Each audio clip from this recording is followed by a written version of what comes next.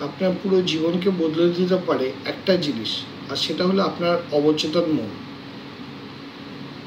আপনার জীবনে প্রায় 90% নিয়ন্ত্রণ করে অবচেতন মন। যদি সেখানে ভরে থাকে ভয়, সন্দেহ আর নেতিবাচক চিন্তা, তাহলে আপনার জীবনেও আসবে দুঃখ আর অস্থিরতা। কিন্তু যদি প্রতিদিন আপনি ধ্যান করেন, প্রার্থনা করেন এবং বিশ্বাস করেন আমি শান্ত, আমি শক্তিশালী, আমি মহাবিশ্বের সাথে যুক্ত, তাহলে ধীরে ধীরে আপনার অবচেতন মন এটাকেই সত্যি হিসেবে গ্রহণ করবে। মনে রাখবেন, অবচেতন মন কথায় নয়, বিশ্বাসে সাড়া দেয়।